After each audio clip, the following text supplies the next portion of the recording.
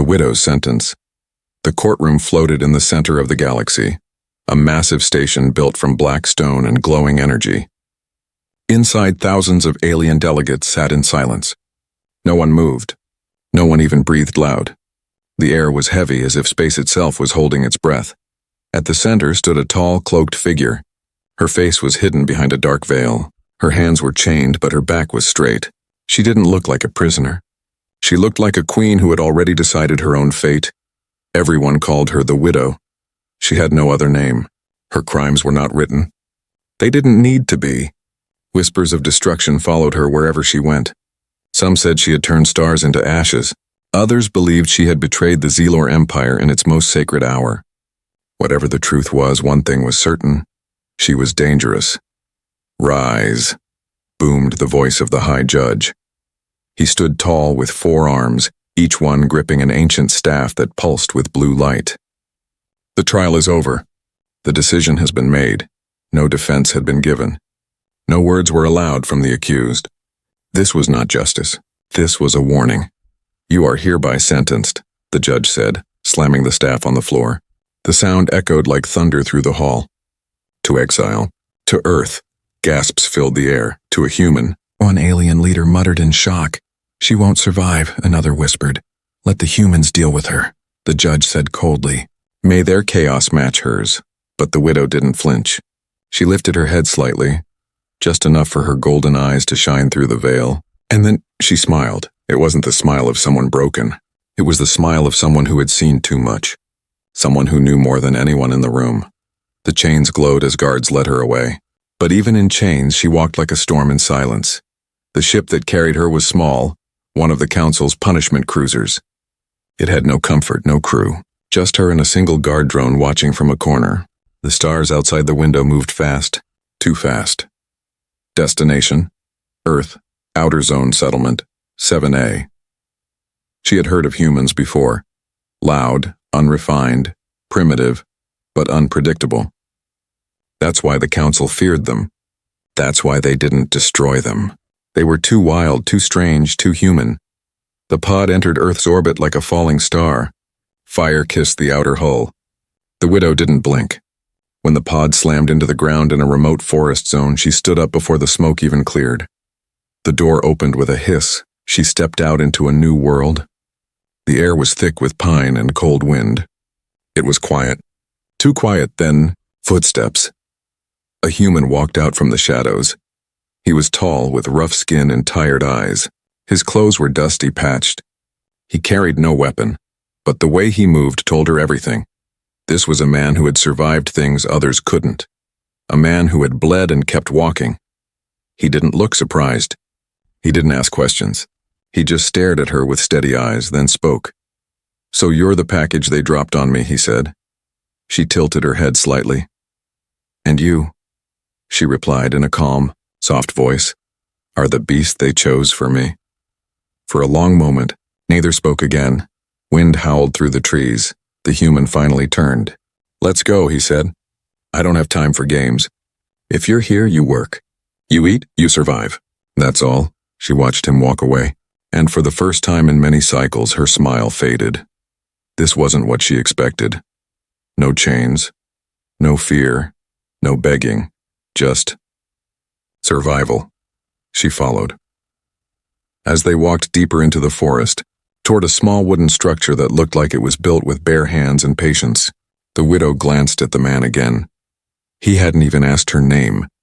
He hadn't tried to touch her, control her, or show power. This human was strange. He stopped at the door of the cabin, looked back, and said, "Rules are simple. You don't like it, leave. No one's keeping you here." Then he stepped inside. She stood outside a moment longer. The stars above blinked like cold eyes. The wind carried a scent she hadn't felt in centuries. Hope? No. Something else. Something dangerous. She entered the cabin without a word. But high above, in the council's private chambers, the High Judge watched the screen in silence. "Mark my words," he whispered to his advisors. "The human won't survive a week with her." An old alien beside him shook his head. "You're wrong," he said softly. "She's the one who won't survive him." The human she couldn't break the next morning came without warning. Earth's sun rose harsh and golden, piercing through the old wooden cracks of the cabin walls. Inside, Alira, the widow, sat silently on a worn-out chair near the fire. Her silver eyes were open, but her body was still. She hadn't slept. She didn't need to. Her kind had evolved beyond such needs long ago, but she remained there, watching the quiet room, feeling every sound, every vibration of this strange wooden shelter. The scent of ash, dust, and something warm drifted through the air. Food, human food. Simple, but strangely comforting. She didn't understand why her senses reacted this way. There was nothing valuable here. No technology, no servants, no weapons, nothing but the walls, the earth, and him. Jack Carter moved like a man with no fear and no questions. He stood over a pan, cooking eggs and meat with calm hands. There was no ceremony, no awkwardness about sharing a space with a being who could end him with a thought. He didn't speak, didn't glance at her. He acted as if she were no different than the table or the fire. And that strangely irritated her more than she expected. Was this ignorance? Or was it something deeper? When he finally turned and placed a plate near her, she didn't move. He looked at her then, his voice flat. "Eat or don't, but I don't waste food around here." Then he sat and began to eat himself, focused, precise, as if her existence didn't shake the universe, as if she was ordinary. Alira had been feared across 10 star systems. Entire colonies had hidden their children at the whisper of her name. Ships turned away. Judges wept. Leaders bargained. But this man, this quiet human in torn boots and tired eyes, treated her like a wild animal he had no interest in taming. She tested him that day. At first, it was subtle. She moved items in his cabin, just enough to break pattern. She watched his reactions, none. Then she turned up the cabin's heating core while he was out hunting, nearly melting the circuitry. He returned, adjusted it back without a word. No lecture, no fear. Only a passing glance as if he were noting the wind had changed. Later that night, she replaced his herbal tea leaves with a mild paralytic dust from her personal survival kit. Not fatal, just enough to weaken him, confuse him. He drank it. He stumbled. He gripped the table for a moment. She watched, waiting for panic, weakness, blame. Instead, Jack muttered, "Guess that batch went bad," and forced himself outside, splashing cold water from a barrel over his face until the haze passed. She stood in the doorway, arms folded, staring at him through narrowed eyes. "Why don't you fear me?" she finally asked. He wiped his face and looked up. His voice was calm. "Because fear is a choice, and I stopped choosing it years ago." She had no answer. The next day, she tried to run. There was a comms unit buried in the woods, old, rusted, but with enough power to ping a signal if someone knew how to trick the circuits. She did. She found it by scent and memory, sent a pulse, then waited under the trees like a predator waiting to be rescued. But hours passed, then night came, and only silence answered. Then footsteps. She turned fast, claws half-drawn, expecting bounty hunters or drones. It was him. He stood in the dark, a lantern in one hand and a blanket in the other. He didn't look angry, just tired. "You cold?" he asked. She didn't reply. "You hungry?" Still nothing. "You done?" She blinked. "Done with what?" He stepped forward, placed the blanket on the rock beside her. "Trying to prove you're not supposed to be here." He turned to walk away, then stopped. "You are?" Something cracked inside her then, something small, quiet, but real. She didn't follow him right away. But later that night, she returned to the cabin on her own. He had left the door unlocked. The fire was lit, her plate was set, and beside it, without a word or warning, was a scarf. Wool, handmade, ugly stitching, but warm. She stared at it for a long time. The next few days blurred. They didn't speak much, but something in the air shifted. She stopped breaking things. He stopped ignoring her. They worked in silence, gathering wood, fixing old solar panels, hunting. She watched him mend a broken pipe with old human tools and sheer stubbornness. She could have done it in seconds with her mind, but she didn't. Instead, she watched, fascinated. He had no speed, no telepathy, no armor, just patience and grit and hands that didn't stop. One night, while the wind howled outside and cold crept beneath the door, she sat closer to the fire. Jack was sitting nearby, sharpening a blade with quiet focus. She spoke without thinking. "My real name," she said slowly, "is Alira." He didn't look up. "Nice to meet you, Alira." She blinked, confused by how simple that was. "You're not going to ask what I did?" She said after a moment. "Nope. Why?" "Because people lie, but they don't always stay who they were." She stared at him, trying to understand the human mind. "Is this forgiveness?" she asked carefully. He looked up then, finally meeting her eyes. "No," he said gently. "It's just a second chance. You don't have to take it. But it's here." And with that, he went back to his blade. Outside, the forest slept beneath the stars. Inside, something ancient inside Alira, something hardened by centuries of betrayal, battles, and exile, began to crack. Not enough to break, not yet, but enough to feel the cold fire of something unfamiliar, something terrifying, kindness not forced, not bought, just offered. She wasn't sure what to do with it, but she didn't leave. Not that night, not the next. And for the first time since she was sentenced to Earth, Alira didn't feel like a prisoner. She felt like she was being seen. The night the storm broke. The wind was louder than usual that day. It whispered through the trees like something alive, brushing against the cabin walls with a sharp, eerie whistle. The sky had turned an angry gray, thick clouds swirling in unnatural patterns as though pulled by some invisible force. Jack stood outside, staring at the horizon. He didn't need a scanner to know something was coming. He could feel it in his bones, the kind of storm that didn't just bring wind or rain, but chaos.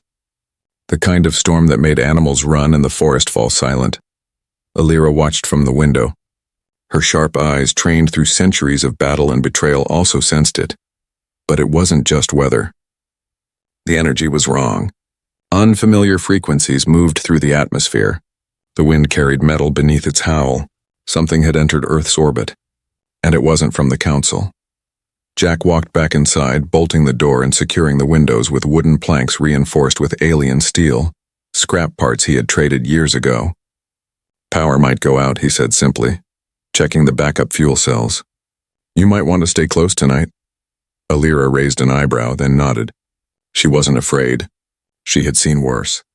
But something deep in her stomach twisted. Not fear exactly. More like a warning. Not for herself, but for him. The night fell fast and brutal. Lightning cracked the sky in jagged blue streaks. The ground trembled once, then again. Jack moved with practiced ease, securing tools, checking the generator, pulling old weapons from beneath the floor. Alira helped, quietly and without instruction. She moved like a shadow, loading supplies, sealing vents, preparing for an unknown enemy. They didn't speak much, but their rhythm was in sync. Two soldiers from different worlds, dancing the same old war. At exactly 02:13 Earth time, the first signal hit. A pulse. Faint. Low frequency, but familiar. Alira froze.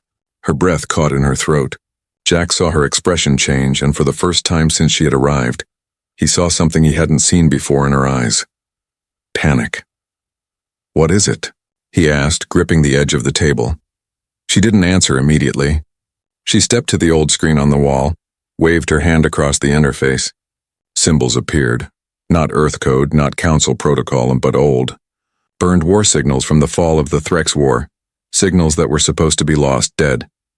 "It's him," she said, voice barely above a whisper. Jack narrowed his eyes. "Who?" "Commander Velox." The name meant nothing to Jack. But the way Alira said it, with no pride, no anger, just deep, ancient pain, made his skin crawl. "He's not from the Council," she continued. "He's in worse. He was once a general of the rebellion. Now he hunts survivors, especially those like me."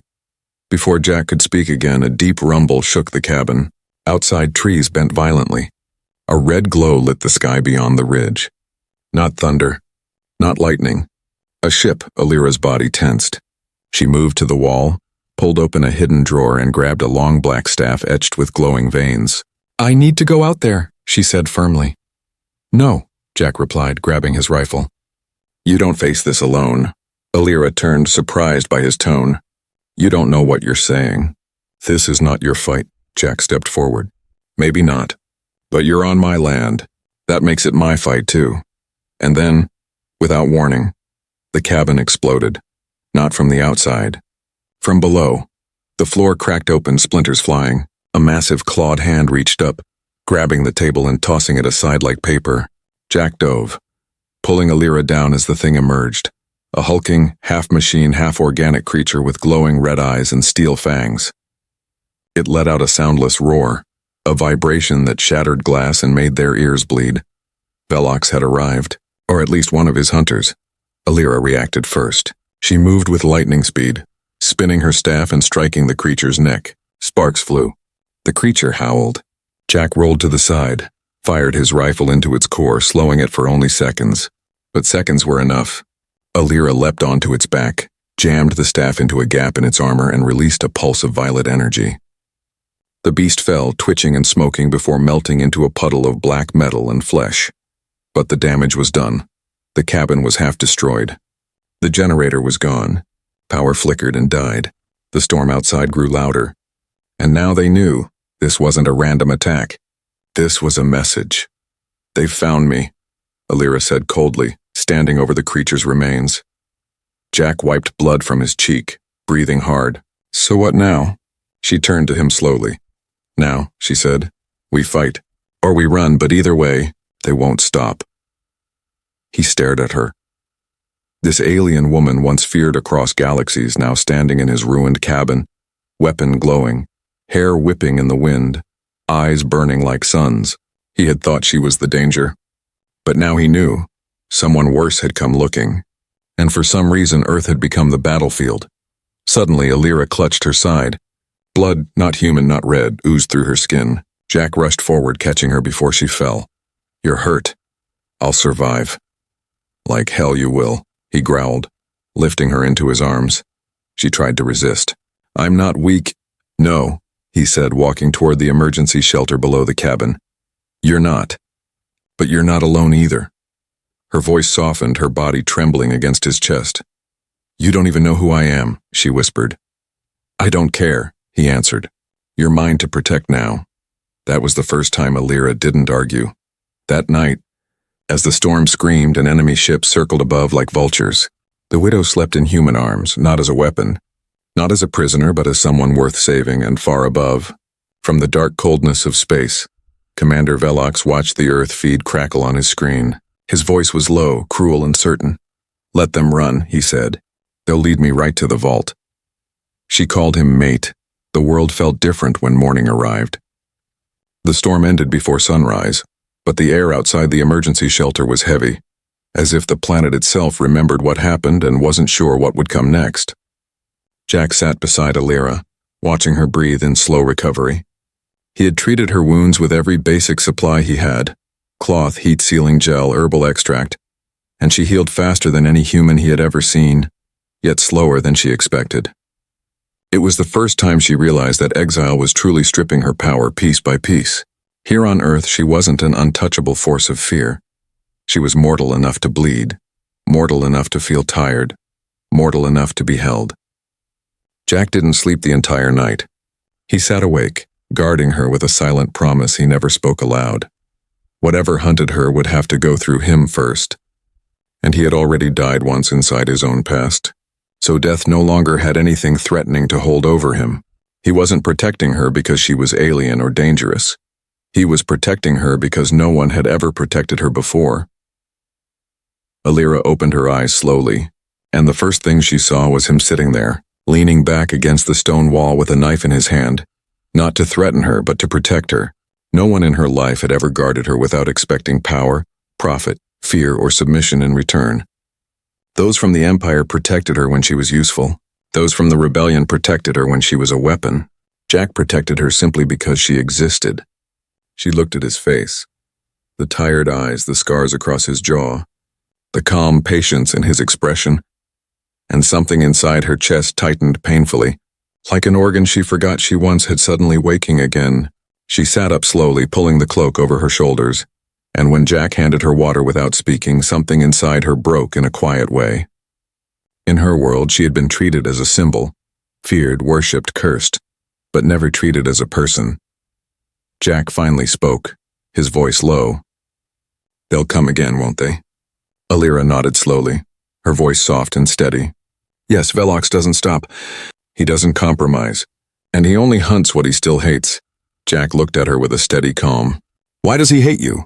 She looked away, staring at the flames like she was looking back into a memory that hurt too deeply to touch.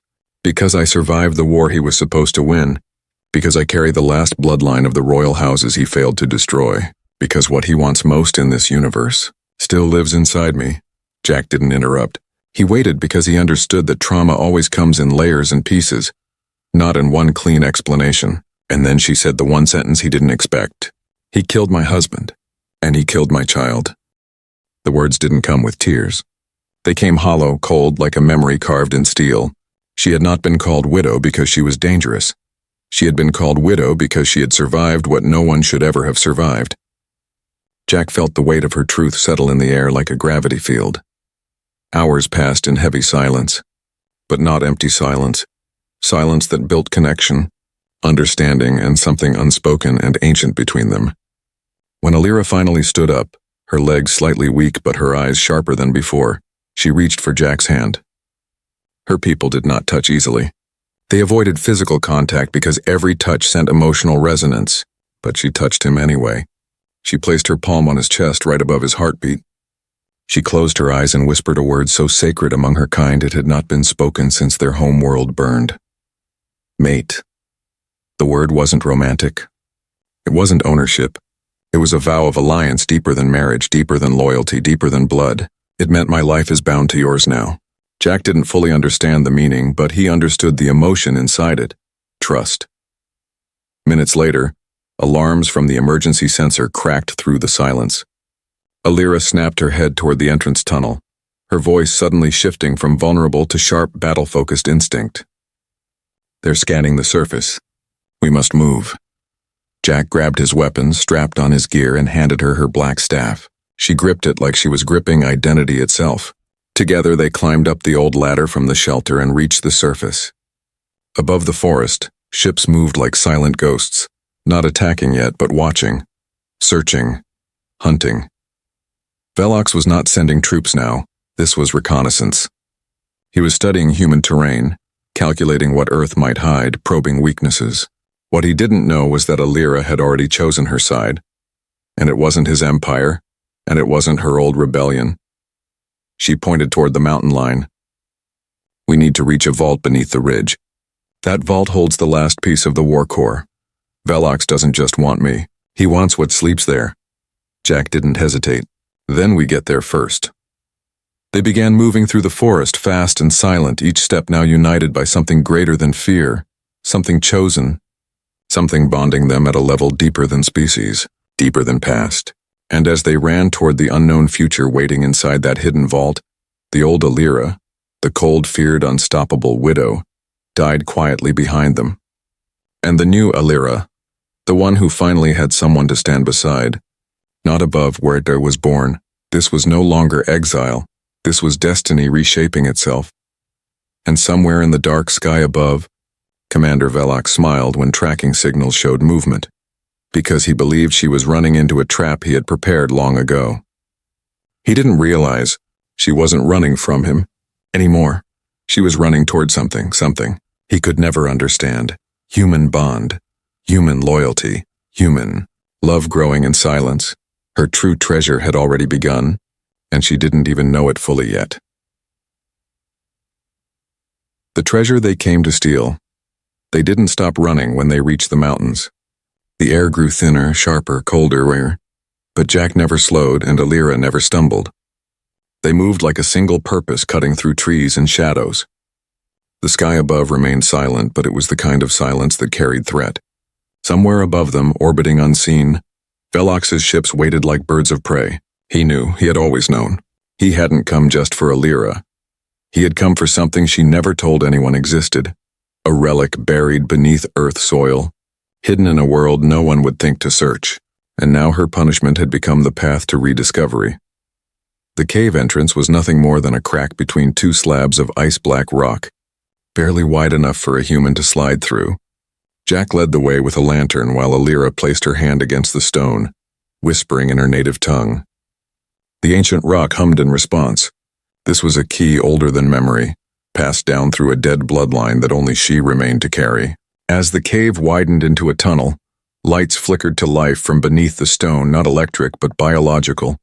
Glowing veins, warm like breath, stretching through the walls. Jack paused, watching the eerie beauty around him, and for the first time he truly felt the weight of the woman beside him. She wasn't just a fugitive. She wasn't just a soldier. She was something far older, something sacred, something galaxy-shaking. "What is this place?" he asked. Not because he expected to understand, but because he needed to know the truth she had never told him. She didn't speak right away. Her fingers touched the glowing wall as they walked, as if the stone itself remembered her. "This is the last vault of House Syrian," she said softly. "My family, my world. This is where the vault seed was planted. A weapon, yes, but more than that, a soul-forged machine. Something alive, something that once chose rulers, and now chooses protectors." Jack glanced sideways. "You mean like a key?" Alira nodded, but her expression was clouded. "More like a heart that bonds. It can power worlds, or it can burn them. It connects to one soul only, and then it obeys that soul forever. Velox failed to find it during the war. He believes I hold the key, but the truth is..." She stopped. Jack turned. "The truth is what?" Alira met his eyes, and what she said next changed everything. "It's not inside me. It's inside you." Silence crashed between them. Jack shook his head. "That doesn't make sense.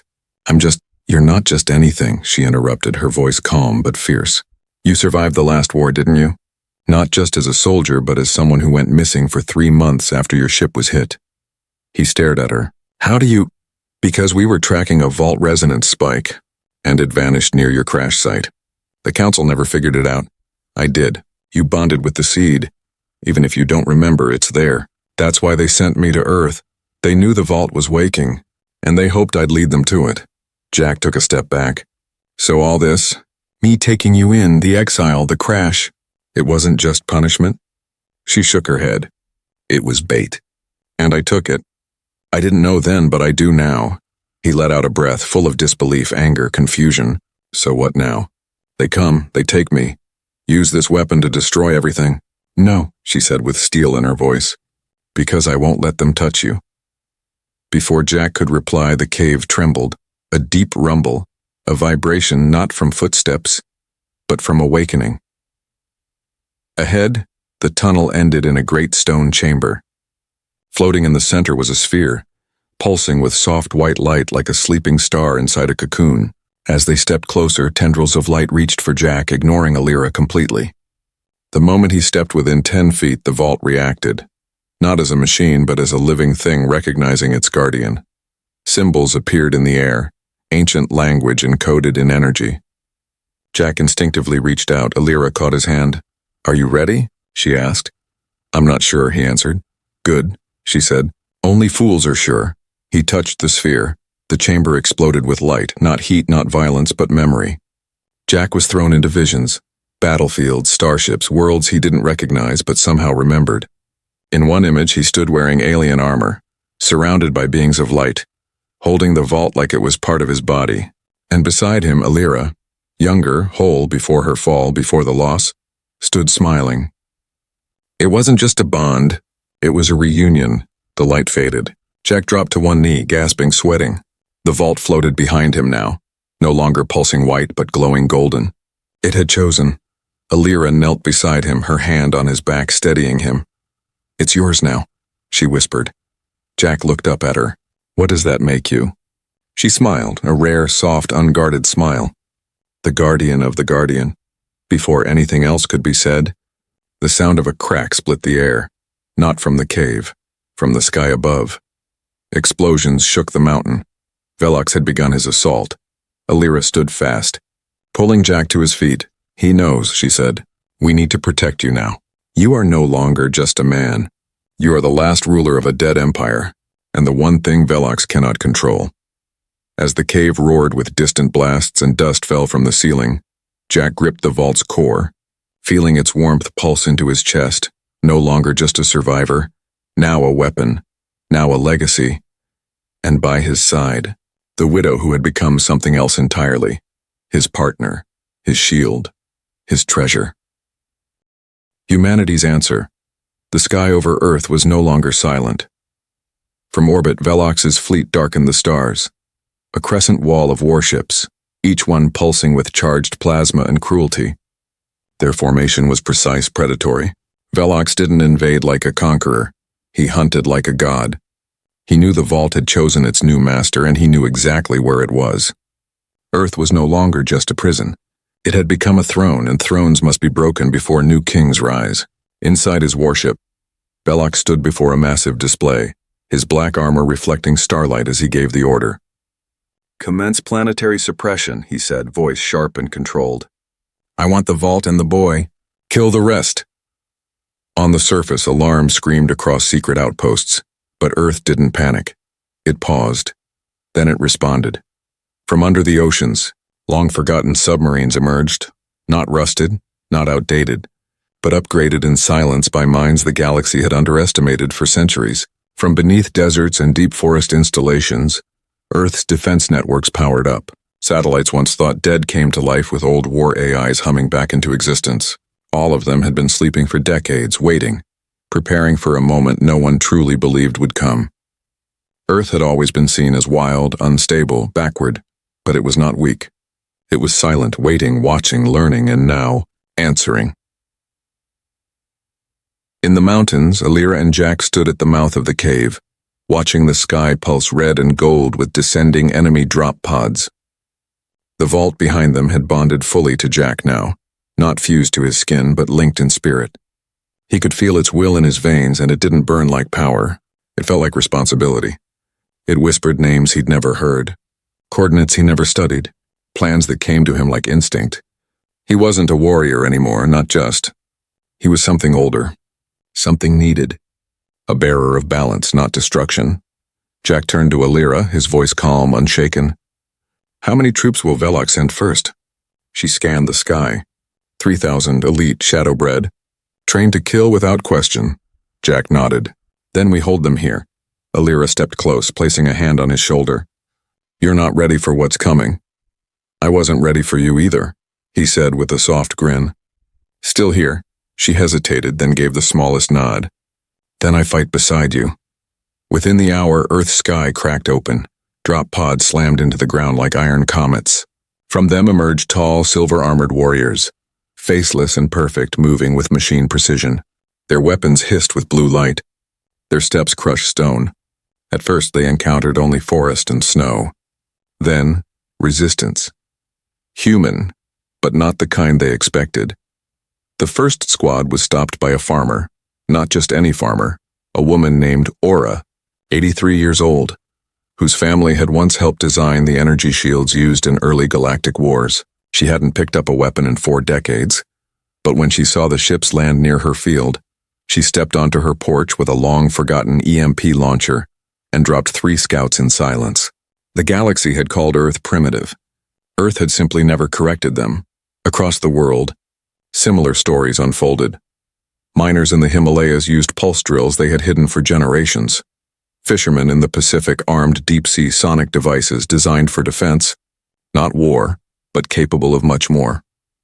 Young programmers in underground bunkers reactivated satellites banned by interstellar treaty, and in every corner, from cities to caves, whispers of Jack Carter's name spread like fire, not because he was powerful, but because he had been chosen, because a human had been chosen. Velox's command center buzzed with confusion. Resistance is higher than expected. Human. Defense systems are not matching known blueprints. Unknown tech signatures detected. Likely Vault.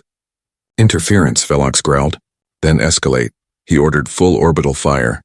But before the cannons charged, they stopped. Not because of sabotage, because someone else arrived. From deep space, a massive object warped into view. Not a ship. A station, old, scarred, drifting, yet glowing. It bore no flag, no call sign, only a symbol, a hand holding a torch, Earth's. Forgotten ally, the Arkborn, an ancient rogue colony once, helped by Earth during its darkest hour, now repaying the favor without words. Their cannons. Charged, Velox's fleet pulled back. Unsure. Inside the mountain, Jack stood with Alira, the Vault now projecting its field around the region. Enemy fire bounced away. Troops fell. But it wasn't just weapons doing the work, it was belief. Humans weren't just fighting to survive. They were fighting to protect something sacred, a bond, a woman who had been exiled, a man who had been lost. A connection that neither species had expected to happen. Alira turned to Jack as the field pulsed. "I've never seen a planet rise like this," she whispered. Jack looked to the stars. Maybe it's not rising. Maybe it was just never seen clearly before. They stood there shoulder to shoulder, as the sky lit with fire and hope. This was not just Earth's defense. It was Earth's answer, not in fear, not in surrender, but in unity. And somewhere deep inside Velox's control chamber, for the first time in decades, a single line blinked on his screen. From Earth, from an old satellite he didn't know still functioned. The message was short. Only one word. Try. The widow's real treasure. The final night didn't feel like war approaching. It felt like time itself was pausing to witness a turning point that would echo for centuries. The wind outside the mountain vault had gone completely still. The stars above didn't blink. Even Earth seemed to hold its breath, as though it understood what was about to unfold was no longer just about survival, revenge, or power. It was about the truth that would decide what kind of future this galaxy would have. Jack stood at the highest point near the ridge, watching distant flashes of battle between human forces, Ark-born allies, and Velox's army tearing through the upper atmosphere. The vault core pulsed steadily behind his ribcage like a second heart, warm, grounded, ancient, guiding him not toward destruction, but toward balance. Alira stood beside him, cloak blowing softly, her staff glowing faint violet in reaction to every pulse the core sent through Jack. But tonight her expression was not cold, not hardened like a warrior and not calculating like a strategist. She looked like someone preparing to face a ghost she had buried a lifetime ago, only for it to return from the dead and demand to be acknowledged. A transmission shot through the air so suddenly it felt like a lightning strike without sound. Alira froze as the signal resonated inside her chest like a scream she had forgotten. Jack saw her eyes widen with a fear deeper than Velox, deeper than death, deeper than exile. The signal contained one pure emotional signature, one she recognized before thought could even form. Her daughter, the child she believed dead, the child she buried in memory to survive. Velox had not destroyed her as she thought. He had taken her, raised her in shadows, forged her into his weapon, fed her lies so she would hate her own mother. The truth hit Alira like a blade twice, once inside her chest and again inside her conscience. Velox didn't just want the vault. He wanted the final, ultimate emotional weapon. The daughter Alira once loved more than kingdoms and stars, standing now on the other side of the battlefield, believing her mother was the monster who abandoned her. Jack didn't speak. He understood instantly what was inside Alira's silence. He placed his hand lightly on her arm, not controlling, not correcting, not offering false comfort, but anchoring her to this moment, reminding her she wasn't walking through this alone anymore. Alira inhaled once, slow and heavy, then lifted her chin with a kind of regal strength she hadn't shown since before she became the widow. When she stepped forward into the clearing, Velox himself descended through the clouds on a black-winged transport. And behind him, walking with precise steps like a machine in humanoid form, was her daughter. Taller, sharper, eyes burning with the hatred Velox forged in her like fire hammered inside metal. Seeing that girl, flesh of her flesh, soul of her soul, yet standing as an enemy, was the deepest punishment the galaxy had ever dealt her. And Velox smiled with victory already painted on his face. "You see," Velox said, voice like poisoned silk, "she hates you more than I ever could, and she will kill you willingly. A fitting end for a traitor of worlds." But Alira did not raise her weapon. She did not step back. She walked toward her daughter with no shield between them, and the soldiers on both sides paused, confused, because they had never seen a being that powerful walk into death willingly. Alira spoke only one sentence, but it split the battlefield into two realities. "I never abandoned you. I searched for you until my soul broke." Her daughter trembled, not visibly to most eyes, but Jack saw it instantly. He stepped beside Alira and the vault pulsed through him, sending resonance into that girl's mind. Not control, but memory. He gave her back one missing piece, and the day Alira held her as their home burned. The day she tried to shield her with her own body. The day Velox stole her.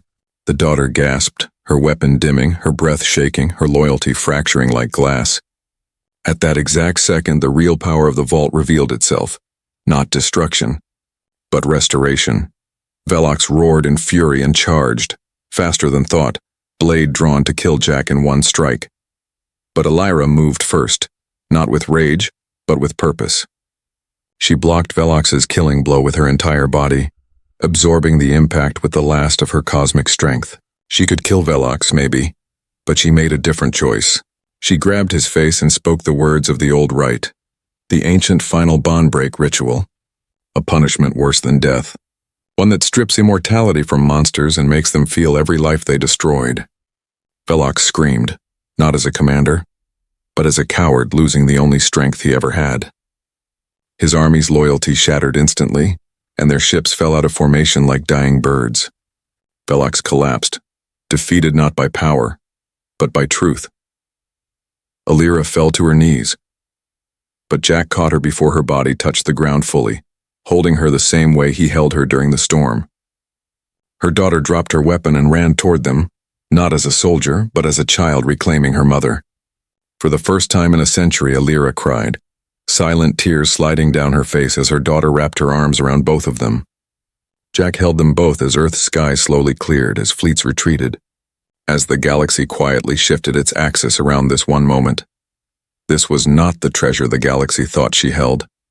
The treasure was not the vault, not the power, not vengeance, not the war. Her true treasure was a human who refused to fear her, and a daughter she finally regained. And that night, as Jack carried Elira back toward the mountain shelter, surrounded by humans and Ark-born allies protecting them like a new royal family of unity, Elira whispered words she never imagined she would ever say to anyone again, words she thought all her lives had buried.